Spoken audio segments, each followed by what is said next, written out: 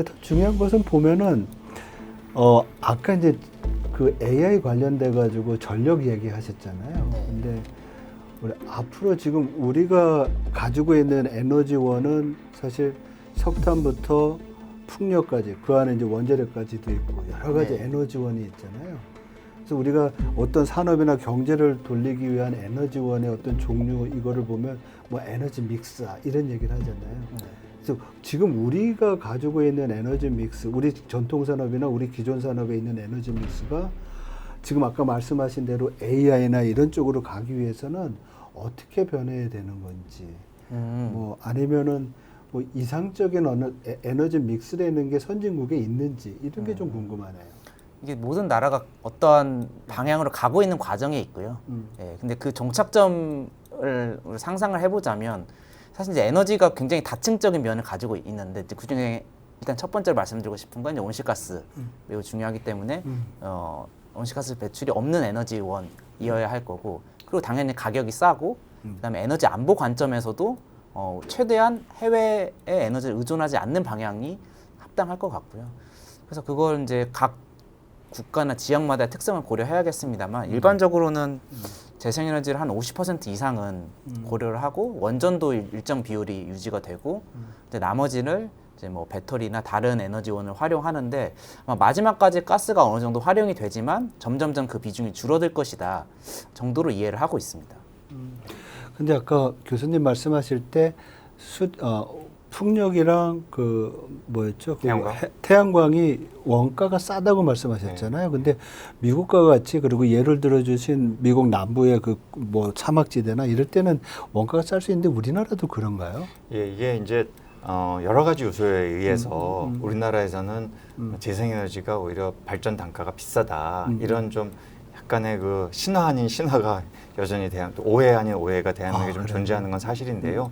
사실은 어떤 생산 원가 자체는 이미 너무 많이 떨어져 있고 특히 설치 자체가 너무 빠르기 때문에 이제 해외 시장들을 보면 금융 비용 이런 것들이 뭐 굉장히 이제 전반적으로 낮기 때문에 이런 것은 이미 뭐 미국이나 유럽도 뭐 많은 개도국에서도 사실은 재생에너지가 싸고 빠르기 때문에 급격하게 증가하고 있는 것은 이제 사실입니다. 그런데 한국은 이게 워낙 빠르게 경제 성장 경로를 걷고왔고 그 과정에서 그 압축 성장을 통해서 화석연료 무조건 수입해서 이거 가지고 생산해서 팔아야 돼. 이게 우리의 머리에 너무나 뇌리에 박혀 있다 보니까 재생에너지라고 하는 것이 너무 어색한 발전원인 것 같아요. 왜냐하면 너무나 외국의 많은 사례들이 가까운 일본도 사실은 일본의 산업 구조나 모든 정책이 이렇게 빨리 바뀌는 나라가 아니잖아요. 근데 그렇죠. 일본도 지금 재생에너지가 25%까지 왔거든요.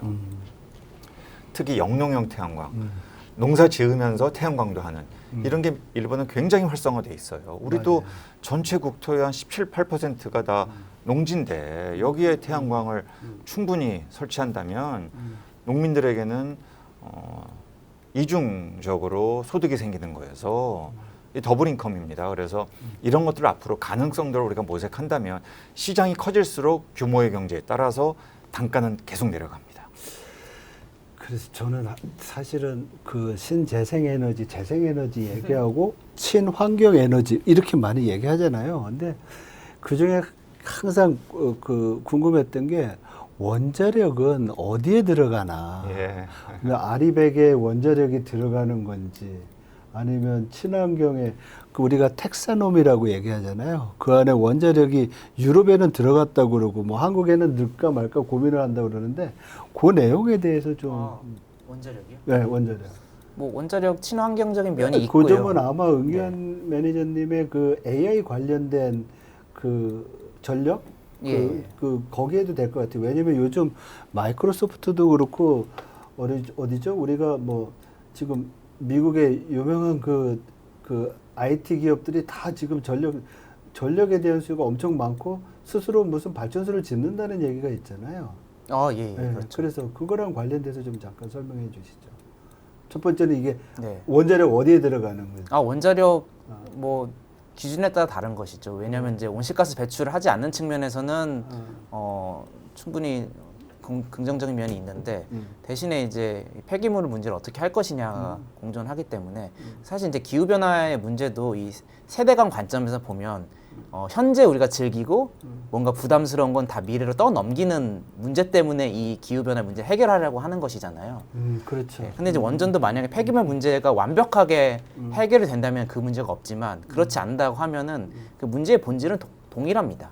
그 폐기물에 대해서. 만약에 뭐 새로 어떤 신규 어떤 SMR 기술 중에 폐기물을 없이 만들 수 있는 기술이 있다거나 또는 우리가 폐기물 처리에 대한 충분한 합의가 있어서 그 비용을 지금 사용하고 있는 우리가 그걸 부담을 한다 라고 되면 사실은 어떤 이슈는 없을 수는 있는데 뭐 아직까지 거기에 이르지는 못한 것 같고요. 근데 적어도 최근에 주목하고 있는 것은 이제 온실가스를 배출하지 않는 에너지원으로서 주목을 하다 보니까 재생에너지가 제일 좋지만 그 다음으로서는 원전을 고려하는 정도입니다. 지금 미국에서는 원전 꽤 많이 짓지 않나요? 그리고 우리가 SMR이라는 얘기도 많이 하고 이러는데. 미국은 사실은 이제 대형 규모의 원전은 안 지은 지 오래됐고요. 왜냐하면은 미국은 다 민간이거든요. 이게 그렇죠. 우리나라 한수원이라는 정부가 절대적으로 지원해주는 공기업이 버티고 있습니다만 미국은 다 민간이잖아요. 그러니까 뭐 웨스팅하우스도 알고요. 이러다 보니 미국에서의 이 엄청난 각종 규제를 뚫고 대형 규모의 이 신규 원전을 짓는다는 것은 하더라도 어마어마한 비용이. 근데 반면에 풍력, 태양광은 너무 빠르게 싸게 지으니까 이제 그냥 그 자체로 보면 경쟁력은 없습니다. 미국에서는. 근데 유럽에 이제 아까 저 박사님께서 텍소노미 말씀을 하신 것은 맞아요. 유럽 이 텍소노미도 사실은 어느 정도의 정치적인 산물이거든요. 그 유럽 의회에서 이 논의를 하기 때문에 넣었다 뺐다를 계속 반복을 하고 있어요. 그러니까 그거는 유럽의 두 강자인 독일과 프랑스를 보시면 알아요. 독일은 완전히 탈원전을 했고 프랑스는 전 세계에서 원전 비중이 제일 큰 나라니까 이 두 나라가 서로 이런 걸 합의하기가 쉽지 않은 상황이 좀 배경이 깔려 있죠. 근데 집어넣되 조건이 있습니다. 뭐 핵 폐기물을 저장할 공간을 확보해라든지 안전을 담보할 수 있는 연료를 사용하라든지 저는 그래서 한국은 저는 그냥 하도 한국은 이 원전하고 재생에너지 간에 말이 많아서요. 그냥 딱 한 가지만 얘기합니다. 그냥 우리나라는 재생에너지가 전력 공급에 차지하는 비중이 10%밖에 안 되는 전 세계 꼴찌다. 반면에 원전은 전체 전력의 32%를 작년 기준이 굉장히 중요한. 근데 설비 기준으로 보면은 국토 면적 대비 전 세계 우리나라가 1위예요. 이 수도권에 원전이 안 보여서 그렇지 저 남쪽에 원전이 굉장히 많거든요. 그래서 그런 상황이라면 우리가 주식 포트폴리오를 할 때도 뭐 계란 여러 군데 담아라 뭐 이런 얘기도 하잖아요. 근데 원전은 뭐 많고 충분히 재생에너지 너무 없으니 일단 방향을 좀 재생에너지 기본적으로 뭐 일본 정도라도 끌어올리고 한 25% 정도 끌어올리고 좀 보자. 저는 이런 아주 실용적인 접근을 하고 싶습니다. 이 상황에서 원전 막 1.4기가와트 또 짓자 이러면은 이제 부지 확보부터 해가지고 이거 다 지으려면 15년 걸려요. 2040년인데 그 사이에 지금 전 세계적으로 무역 규범이 다 탈탄소로 가버리고 있어서 언제 우리가 친환경 에너지로 전력 공급해가지고 반도체 만들겠습니까? 저는 요 포인트예요. 결국은 교수님이 에너지 믹스에 대한 답을 주셨네요, 그렇죠? 우리 뭐 기존에 있던 거 줄이고 재생에너지 비율을 높여야 되는 그러니까 그런 상황이다. 인위적으로 막 줄인다기보다도 재생에너지를 열심히 키우다 보면 기존에 석탄 30%, 가스 28%, 원전 32% 이것들이 자연스럽게 압박받지 않고 좀 비중을 줄일 수 있는 방향으로 가지 않겠나. 석탄은 다 줄이자고 이제 동의가 돼 있으니까 좀 그렇게 가면은 훨씬 더 지금과 같은 이런 엄청난 막 서로 싸우고 막 이념적으로 막 달라진 생각을 좀 약간 누그러뜨리면서 갈 수 있는 길이 있지 않을까. 좀 지혜로운 길을 좀 정치권이 좀 제발 찾으면 좋겠어요. 좀 싸우지 좀 말고. 근데 이미 약간 말씀하신 그 변화대로 조금은 현 정부의 움직임을 보면 그렇게 되는 것 같고요. 그러니까 크게 보면 재생에너지, 원전, 석탄, 가스 이렇게 4개잖아요. 그럼 우리가 온실가스 관점에서 먼저 줄여야 될 거는 아무래도 석탄, 그다음에 가스, 그다음에 원전, 그다음에 재생에너지일 거여서 근데 이제 현재의 우리 현재 위치와 앞으로 나아갈 길에 차이가 가장 큰 것은 재생에너지니까 속도를 가장 많이 내야 될 건 재생에너지고 원전은 어떻게 되느냐 유지 내지는 조금 늘어날 수도 있는 것이죠. 지금 비중보다는. 근데 그렇다고 해서 이제 주식 투자자들 만약 이거 보고 계신다면 최근에 원전 주가들 많이 올라가는 걸 보셨을 텐데 어떠한 장기 전망치를 보아도 없어지진 않습니다만 그게 그 원전의 비중이 엄청 드라마틱하게 이게 막 주식 투자를 좋아하는 게 우상향하는 그래프로 나타나는 경우는 잘 없습니다. 그냥 소폭 증가하는 정도의 전망을 하고 있어서 저도 그 정도의 전망을 토대로 투자를 하고 있습니다. 사실 뭐 원전 산업에 대한 얘기는 과거 독일이 원자력 발전소 폐기할 때부터 시작되지 않았나 싶어요. 그랬던 그런 트렌드가 지금 잠시 주춤하고 다시 좀 좋아지는 것처럼 나오니까 시장은 거기에 좀 반응하는 것 같은데 지금 박사님, 교수님도 그렇고 매니저님도 그렇고 재생에너지 부분에 대한 비중이 좀 늘어나야 되는 게 낫지 않느냐 이 얘기 자체는 우리의 경제적 자원이 거기에 더 투입돼야 된다는 얘기랑 맥이 통하는 것 같아요. 네, 그래서 이제 우리가 그런 면을 본다 그러면 투자로 이제 연결을 해서 봐야 될 것 같아요. 근데 재생에너지 보면 종류 되게 많잖아요. 어디가 제일 유망한가요? 보면 태양광, 풍력, 수소, 뭐 그거는 그러면- 투자 전문. 아니 그건 굳이 뭐 발전원 중에서 꼽자면 태양광이 압도적이고 왜냐하면 태양광의 그 원가 하락과 그 태양광의 효율이 개선되었던 그 역사가 가장 확실합니다. 이제 모든 에너지원이 이제 잘 보면 이제 원전이나 가스 발전이나 또는 풍력까지만 하더라도 큰 건물 하나씩을 이렇게 하나하나의 프로젝트 단위로 짓는 거예요. 그러니까 이게 반복 생산을 통해서 원가가 떨어지는 데의 한계가 어느 정도 다 존재를 합니다.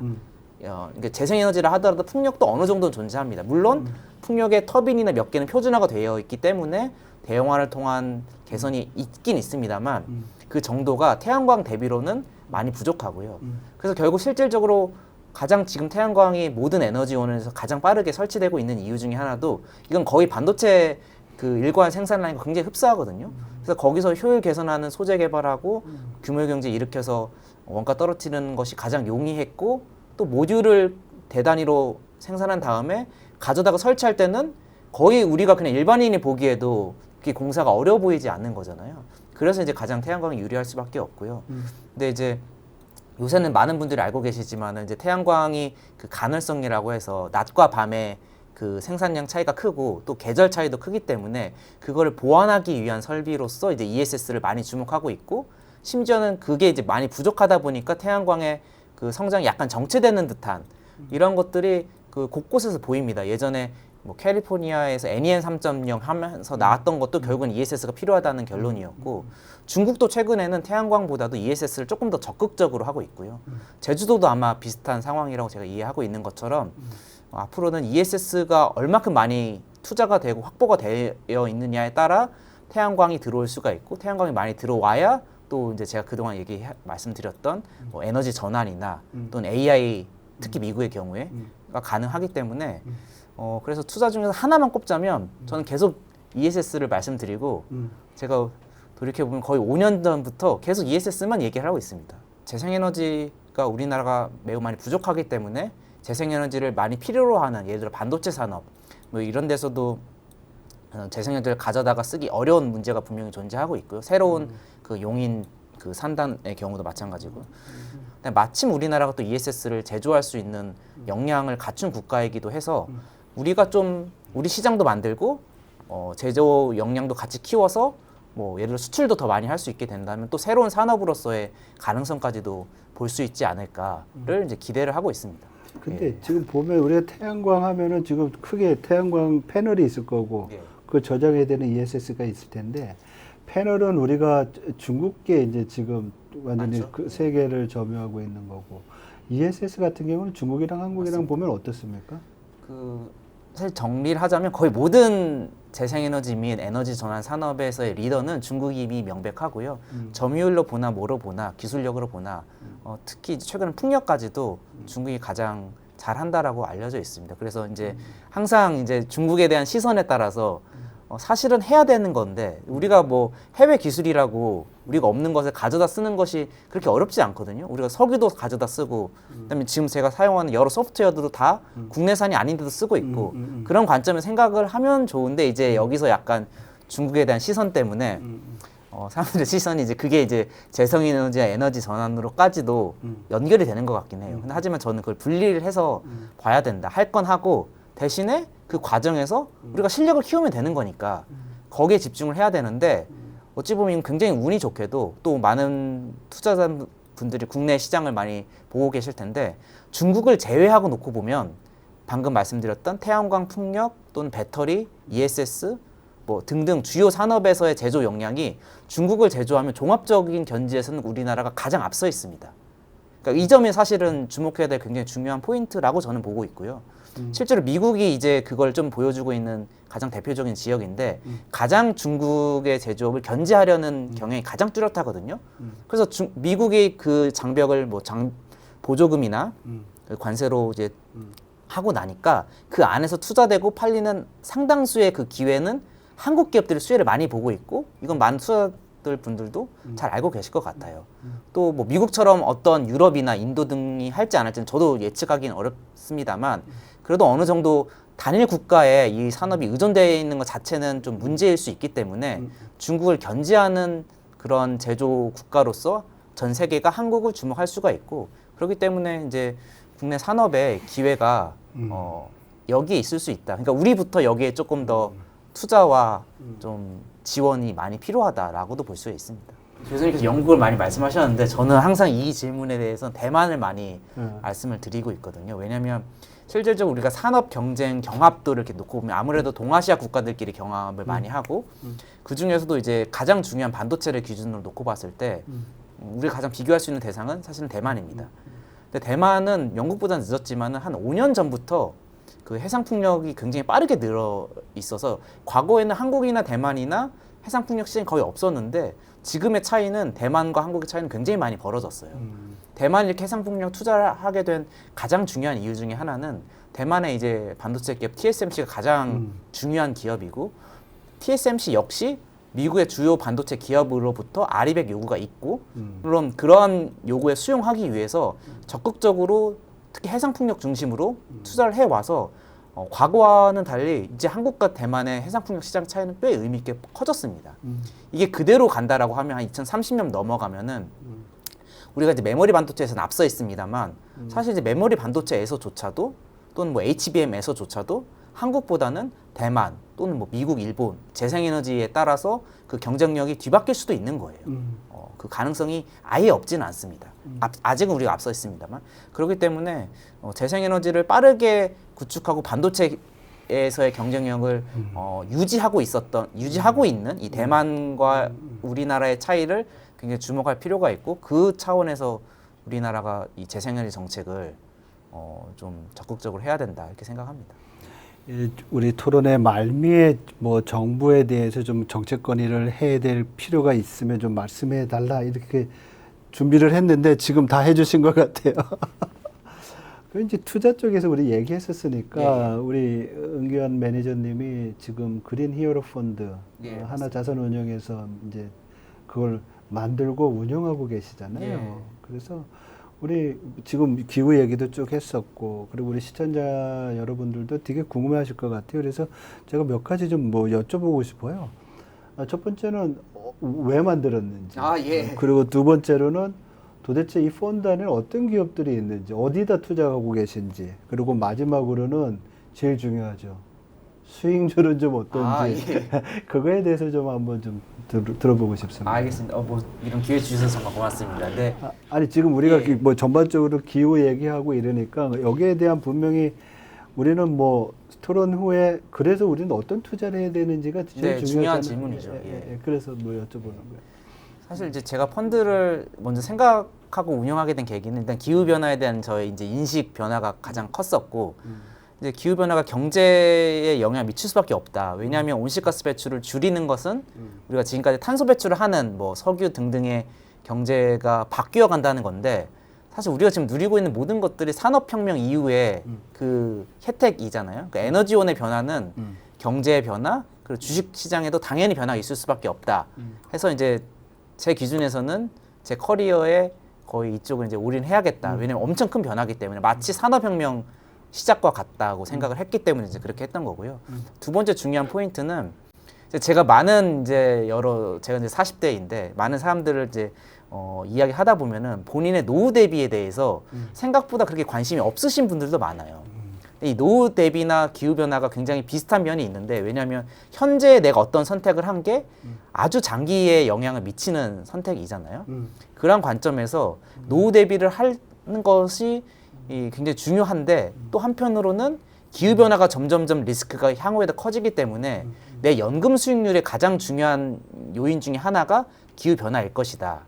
그래서 저는 이제 항상 저의 고객들한테 얘기를 강조를 드리는 게 이게 뭐 오늘 샀다가 몇 달 뒤에 팔겠다라고 접근하시지 말고 내 연봉의 일정 부분을 내 노후를 대비하는 연금으로서 꾸준히 투자를 하면 저는 이제 기후 관련해서는 가장 높게 이 투자를 하고 있기 때문에 한 10년 뒤, 20년 뒤 기후 리스크가 커졌을 때 다른 펀드보다 장기 수익률이 유의미하게 차이가 날 것이라는 점을 많이 설명을 드리고 있습니다.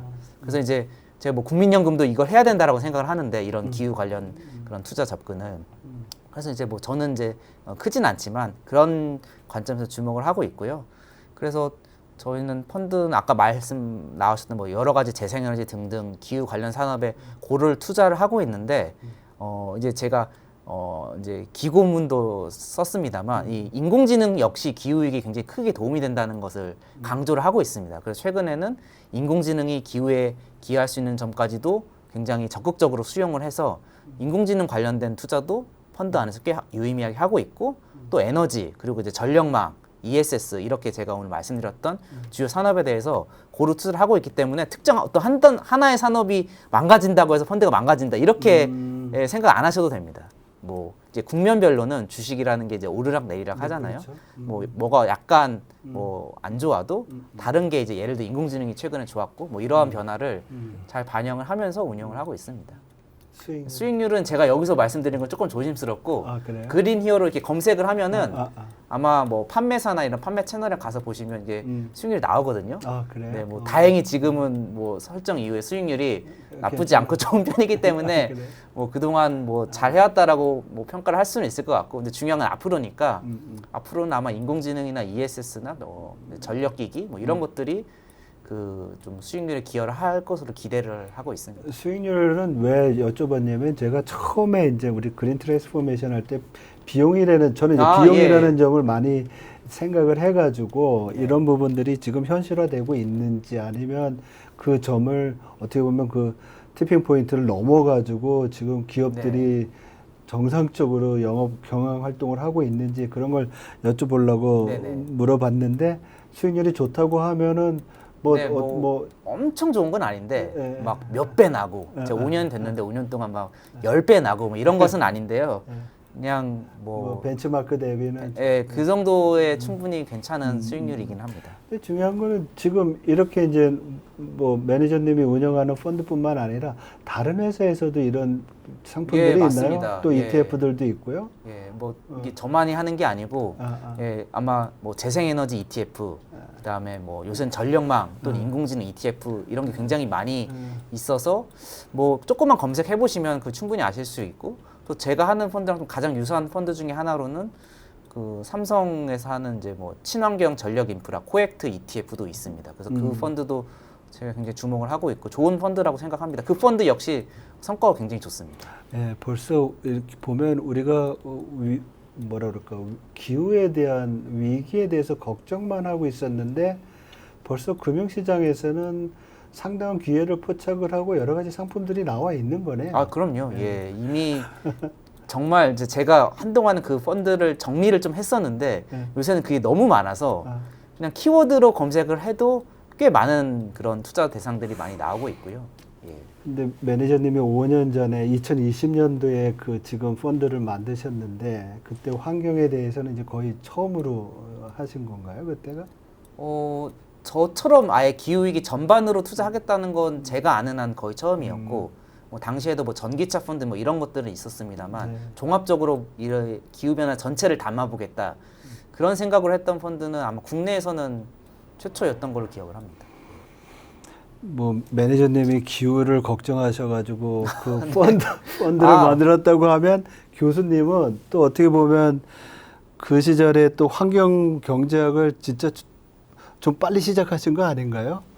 뭐 그런 그렇죠. 셈이죠. 네, 제가 프로필을 이렇게 좀 봤는데 교수님이 유학하시고 공부하실 때는 전부 매크로하고 뭐 거시 이런 거 할 텐데 어떻게 환경을 선택하셨어요? 굉장히 활동이 많으시고 또 뭐 환경 대학원이잖아요, 그렇죠? 대학원에 학생들은 많습니까? 네, 뭐 학생들 뭐 굉장히 많죠. 네. 예, 거의 서울대에서도 그 대학원 경쟁률이 제일 높은 데 중에 하나입니다. 그래서 이제 관심이 많고 학부에서 경제 경영하는 학생들이 재밌는 거는 경영대학원에 가서 경영학 석사를 해야 될 것 같은데 ESG 이런 공부하고 싶다고 환경대학원 학생들이 학부 경영 학생들이 많이 와요. 그래서 이런 게 분명히 이 바뀐 트렌드다라는 걸 느끼는 거죠. 이렇게 여러 가지 여쭤본 이유는 다시 한번 확인하고 싶어서 그랬습니다. 저희들이 지금 거의 1시간 넘게 이 기후 위기와 에너지 전환에 대해서 얘기를 했는데 지금 학교에서 학생들이 거기에 대한 관심이 과거보다 많고 또 ESG에 대한 관심도 계속 지속이 되고 있고 또한 시장에서 우리 투자자들이 이 기후 관련된 펀드에 대한 투자를 하고 계시고 또 수익률도 괜찮다. 그래서 어떻게 보면 우리가 이제 제 궤도에 올라서 시장도 그렇고 기술도 그렇고 학교도 그렇고 다 나가는 거 아니냐. 딱 부족한 게 있다 그러면 정책적 지원이 딱 부족하다. 그 부분이 채워진다고 하면 아마도 어떻게 보면 앞으로 몇 년 동안은 새로운 기회가 많이 창출되지 않을까 이런 생각을 좀 해봅니다. 그래서 오늘 너무 오랜 시간 동안 좋은 말씀 많이 해주셨는데요. 너무 고맙습니다. 우리가 마주한 기후위기 그리고 우리가 가야 할 방향에 대해서 두 분 모시고서 긴 시간 동안 얘기를 나눴습니다. 지구를 보호하자는 다짐이 구호에 그치지 않으려면 그 당위성을 넘어서 강력한 동기를 찾아야 할 것 같습니다. 그래서 저희는 오늘 국가와 산업 그리고 개인에게 어떤 경제적 이익과 성장의 기회가 있는지를 좀 살펴보는 시간을 마련했었는데요. 특히 A와 같은 디지털 기술이 친환경을 만나서 어떻게 시장과 투자를 만들 수 있는지도 얘기를 좀 해봤습니다. 결국 그 해법은 기술에 있고 그 동력은 시장에서 나온다는 것 그리고 이 이점을 확인한 시간이었습니다. 어려운 내용 쉽고 깊게 풀어주신 홍정호 교수님 그리고 은기환 매니저님께 감사드립니다. 오늘 글로벌 사이언즈는 여기서 마치겠습니다. 고맙습니다.